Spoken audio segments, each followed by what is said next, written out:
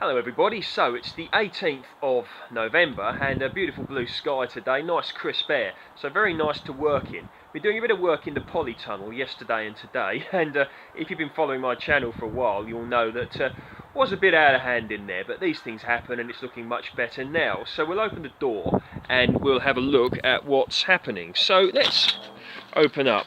Right, there you go. So take a look at that. That looks a lot better. If you want to see what it looked like before, if you're new to my channel or whatever, take a look at a few videos ago and you'll see what the polytunnel looked like.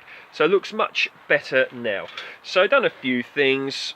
We'll start from the ground up, shall we? Well, I raked up a lot of the leaves that fell off of the deciduous trees and the grapevine in here. So we've got the cherry there, variety Stella, peach tree variety Dixie Red, and grapevine variety Autumn Royal. So we'll have a look here. Now this is very important and I'm going to tell you guys this just in case you get disappointed, because it's very important to know, and a few people I've seen get caught by this, which can be a shame. So we'll start with the peach there.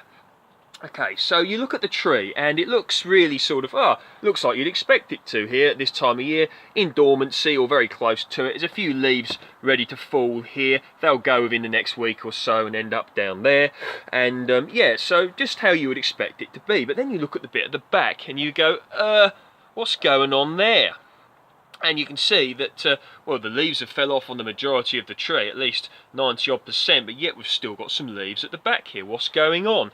So let's have a look at the bottom. Now, the majority of you will know this if you are, you know, a little bit relatively experienced, so to speak, but some people don't. So I think it's important for it to be mentioned. Okay, so when a tree is produced like this, so to speak, what they do is they generally bud or graft onto a rootstock in order to, you know, restrict the size of the tree maybe, and to get the correct variety of, or suitable variety of fruit they wish to propagate. So you can see that would have been the rootstock there to there, and here is where the bud or the graft was done. This would have been a bud or a scion, and you can see here then that's formed the main leader of the Dixie Red tree. Fine, there we go.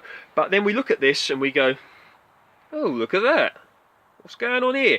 Well, what these are is shoots from the rootstock. So I forget the name of the rootstock. I did know and I should be able to remember, but it restricts the tree to about, they say 3 to 4 meters high, but of course I can't let it get that high in here. But anyway, so these will not be true to type, okay? They'll be whatever the rootstock was, is, whatever, okay? And it won't be the variety that your tree is. So what I've seen quite often, unfortunately, particularly with peach trees that have got leaf curl, have been grown outside, blah-de-blah, and are slowly dying of peach leaf curl, you see all this part of the tree dying slowly, looking rather pathetic, and then you see this lush bit of growth at the back and people think, oh yeah, my peach tree's doing really well, part of it's died but the other part hasn't.